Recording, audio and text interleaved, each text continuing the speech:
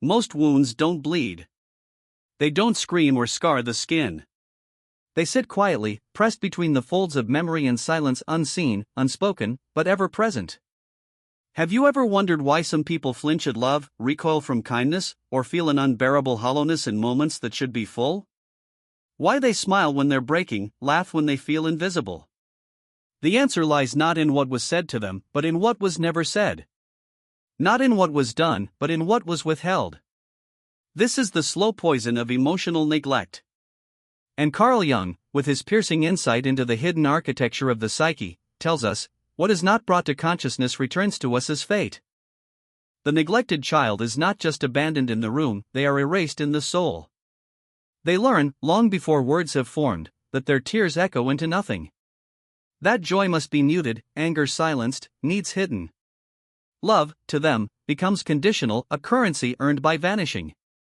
They become the good girl, the quiet boy, the helper, the achiever, anything but a burden. And in this shape-shifting, they lose the sacred center of themselves. What remains is an echo, a shadow self cast by the absence of nurture. Jung knew the child archetype well. Not the naive child of fairy tales, but the lost one. The fragmented, forgotten child within the adult who now walks through life armored in competence and charm, yet inwardly starved for connection. Emotional neglect doesn't lash out. It doesn't slam doors. It simply turns away. It leaves the child to interpret their own insignificance as truth. And so begins the quiet betrayal. The child internalizes the message, I am not worthy of being seen. But what does a child do when their soul isn't mirrored back? They become the mirror. They become hypersensitive to others, attuned to moods and micro-rejections, endlessly scanning the emotional temperature of the room. They become experts at keeping peace, at making themselves smaller, easier to love. And later, in adulthood, they wonder why they feel like imposters, why they never trust happiness, why relationships feel like walking through a minefield of invisible needs they're too afraid to voice. Can you see it? In the over-apologizer. The one who says sorry for existing. In the person who gives and gives until their soul feels dry. In the one who shuts down when conflict arises, not out of anger, but out of ancient survival. They are not cold, they are wounded. They were taught that being a burden was a threat. That to express a need was to risk rejection. And so they carry the unbearable weight of self-abandonment, mistaking it for maturity. The tragedy is that the emotionally neglected child doesn't always remember what was missing, they remember what they did to survive its absence. They recall being independent, praised for not needing help. They wore responsibility like armor, achievement like oxygen. But beneath that lies a profound grief, not just for what was lost, but for what was never given. Jung's concept of the shadow comes into sharp relief here. What the child was forced to repress, neediness, anger, vulnerability, becomes buried in the unconscious. But the psyche does not forget. What is denied inwardly becomes projected outwardly.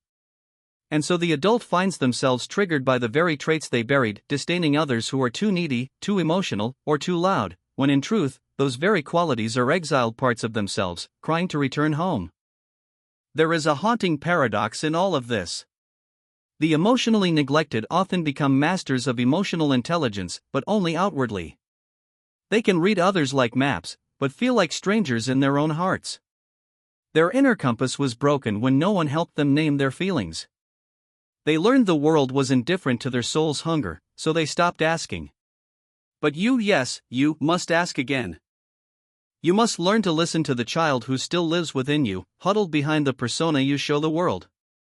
That child is not weak. That child is sacred.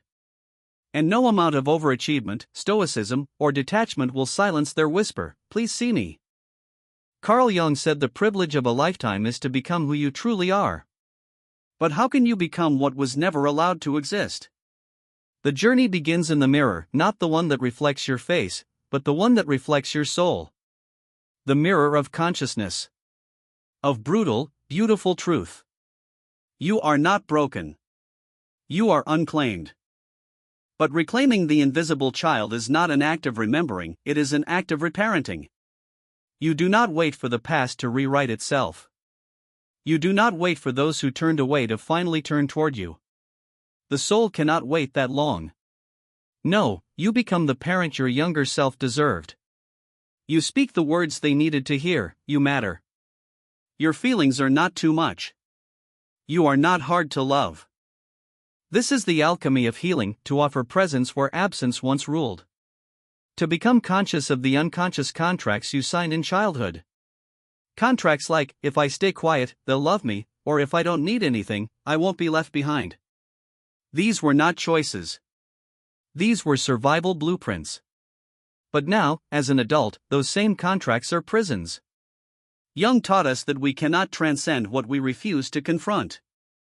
The invisible child cannot grow into wholeness until the adult acknowledges the silence that shaped them. So many walk through life confusing numbness for peace. They say they're fine when they are quietly unraveling. They excel at empathy but flinch at intimacy. They fear being truly known, because being known means being vulnerable. And vulnerability, once upon a time, meant danger. But to live a half-life, to disconnect from the full range of emotion, that is its own kind of death. A spiritual frostbite that slowly devours the soul's warmth.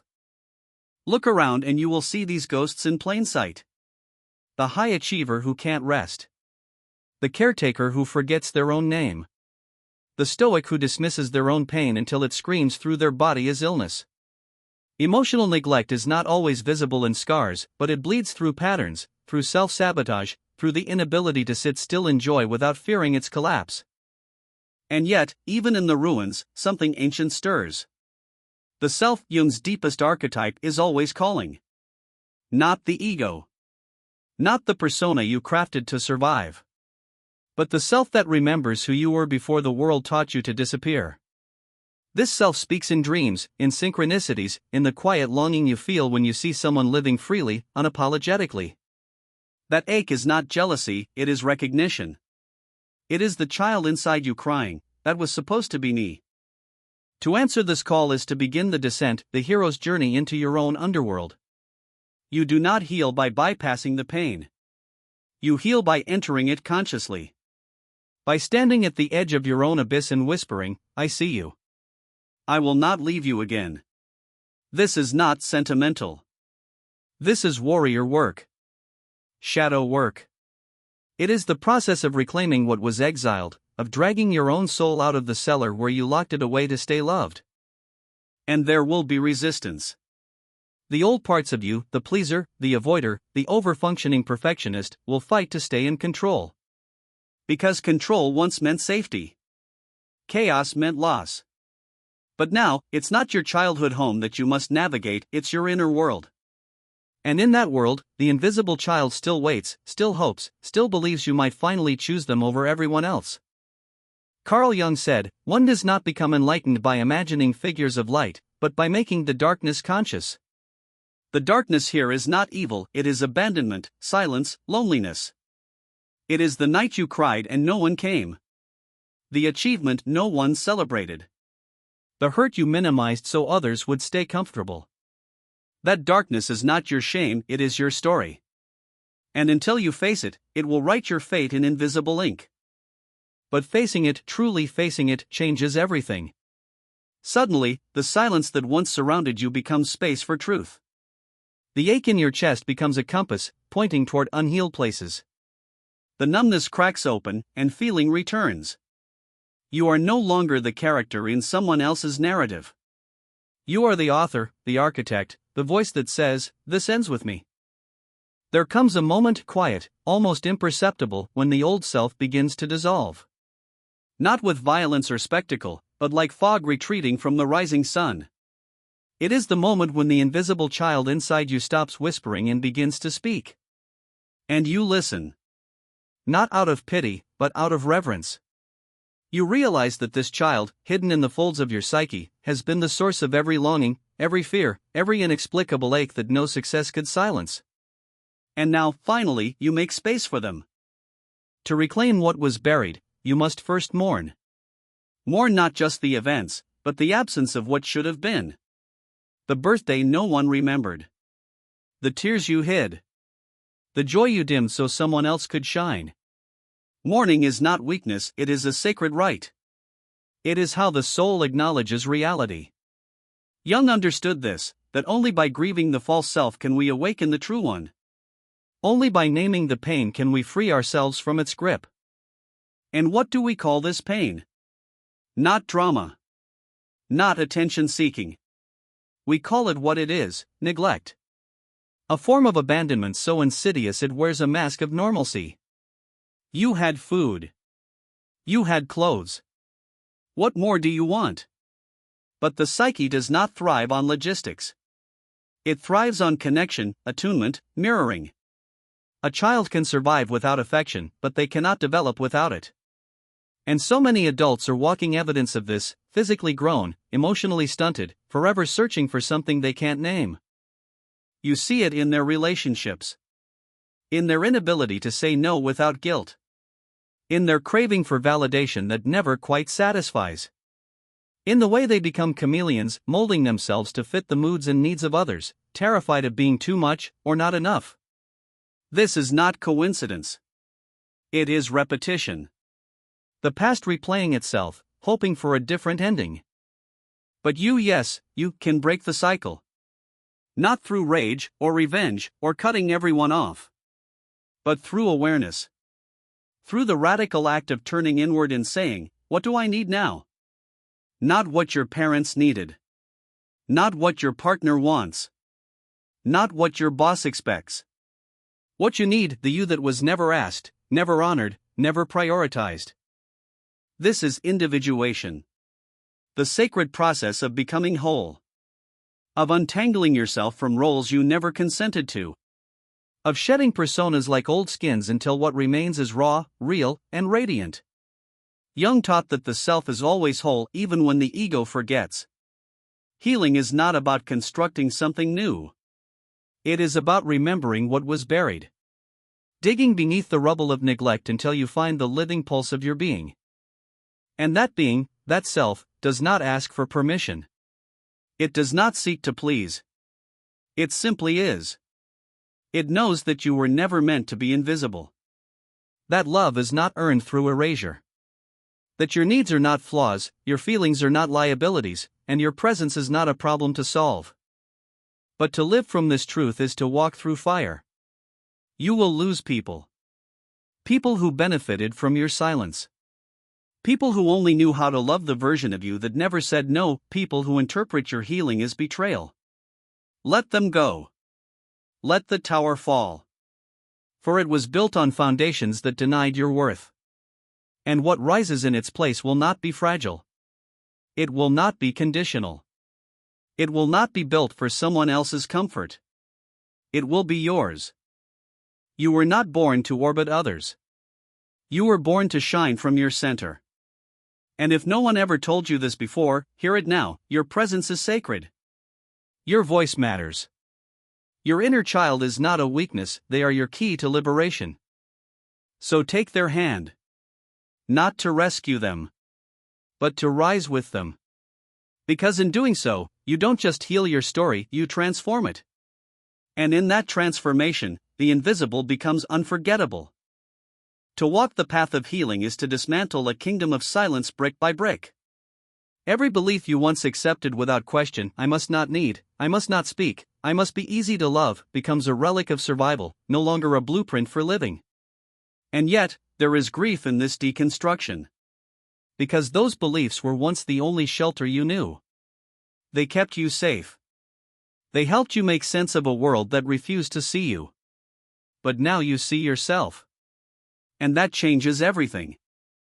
Do not underestimate the courage it takes to do this work. To question the mythology of your family. To face the discomfort of being misunderstood. To feel, after so many years of numbness. Emotional neglect doesn't just rob you of love, it robs you of the language to even describe what's missing. But now the words are returning. You find them in your chest before they reach your mouth, trembling, tender, true. You speak them even if your voice shakes. That is how the soul reclaims its power. The archetype of the wounded healer emerges here. In Jungian thought, this is the one who, through their own suffering, becomes the bearer of wisdom. Not despite the pain, because of it. The one who walks through the underworld of abandonment and returns with fire in their hands. The one who says, I have lived in the shadows, and now I will light the way. But this path is not about becoming invincible. It is about becoming authentic, vulnerable, whole. And what does wholeness look like? Not perfection. Not constant peace. Wholeness means allowing all parts of you to coexist, the strong and the scared, the nurturer and the neglected, the joy and the grief. It means no longer banishing your inner child when they cry too loudly. It means holding them when the world feels too harsh. It means recognizing that your pain is not a problem, it is a portal. For so long, you were trained to minimize your needs, to silence your desires, to pretend that love meant absence of conflict. But now, you understand, love without attunement is abandonment in disguise. Kindness without curiosity is hollow. And connection without safety is performance. So you begin to choose differently. You walk away from what drains. You speak up even when it trembles your foundation. You stop making excuses for those who vanish when you need them most. This, too, is shadow work, to own the parts of you that still long for crumbs.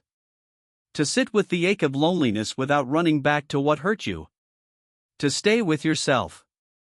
To keep choosing yourself, over and over, until the pattern no longer owns you. Jung wrote that, until you make the unconscious conscious, it will direct your life and you will call it fate. But this is where fate changes.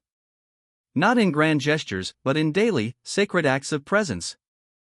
You begin to notice the shifts. The way you pause before apologizing for taking up space. The way you no longer need to explain your no, the way you hold your own gaze in the mirror, not with critique, but with compassion. These are not small things. These are revolutions. You are witnessing the return of the child, not in neediness, but in radiance. Not as a ghost, but as a guide. And yes, there will still be days of doubt. Of echoes. Of old voices rising like smoke. But now you recognize them for what they are, residue, not reality. Memories, not mandates. And you respond not with fear, but with truth. You remind yourself, I am allowed to need. I am allowed to feel. I am allowed to be. Slowly, a new foundation emerges. One that does not depend on perfection, performance, or praise. One built on inner attunement. On the quiet knowing that you are whole, even in your messiness. That your worth was never up for negotiation. That the child who was once invisible has become the soul of everything you are reclaiming now. You are not here to remain wounded. You are here to become wise. The day will come when the invisible child no longer cries for rescue, but rises with you, head held high, eyes clear, no longer afraid to be seen. Because now, you see them. You are them. And together, you have walked through fire. You have felt the scald of absence, the sting of being overlooked, the ache of never being chosen, and still, you kept going. Not because you were invincible. But because something inside you refused to die. That something is yourself. Jung spoke of individuation not as a luxury, but a necessity, the unfolding of the soul into its full expression. And this journey, this reclaiming, is not just about healing the past. It's about stepping into the future as someone who no longer fears their own depth. Someone who does not barter their boundaries for belonging. Someone who knows that real love cannot be earned through self-abandonment. And so, one day, quietly, maybe the old compulsions stop. You stop chasing people who can't see you. You stop justifying your emotions. You stop trying to be easy just to keep the peace. The ache to be understood doesn't vanish, but it no longer controls you. You stop needing others to confirm your worth because you feel it pulsing in your own chest. This is not arrogance. This is return. Return to your own center. Return to the knowing that your existence was never a mistake. That your sensitivity is not a defect. That your hunger for connection is not weakness, it is holy. You were born to be mirrored, not ignored. To be held, not handled. To be seen in the fullness of who you are, not just the parts that make others comfortable. And now, you begin to choose relationships that feel like recognition, not repetition. You start saying yes to those who see the real you, and no to those who only loved your silence. You set boundaries not to push others away, but to protect the sacred reunion with yourself. And when you're alone, you no longer feel empty. You feel whole. This is the final transmutation, when solitude no longer triggers abandonment, but becomes communion. When the absence of others no longer feels like punishment, but clarity. You are no longer the child waiting for someone to pick them. You are the adult who chooses themselves. And when that choice becomes your new reflex, your new rhythm, everything begins to shift. Not because the world has changed, but because you have. You see through the illusions. You no longer mistake performance for intimacy, or validation for love. You stop begging for scraps and start building your own table, one where your inner child always has a seat, where your voice is never too loud, your feelings never too messy. Carl Jung once said, "I am not what happened to me, I am what I choose to become." And that is the power you carry now. Not to rewrite the past, but to stop letting it define you. Not to punish those who failed you, but to stop giving them authority over your worth. Not to escape your story, but to become its conscious author. You may always carry echoes of the child you once were. The longing, the tenderness, the fragility. But now, those echoes do not break you. They guide you. They soften you. They remind you that your depth was forged in fire, your empathy born from lack, your wisdom carved by silence. You were once invisible. But now, you are undeniable. You do not have to earn love by shrinking. You do not have to trade your truth for approval. You do not have to disappear to belong. You have always been worthy. You are the one you've been waiting for.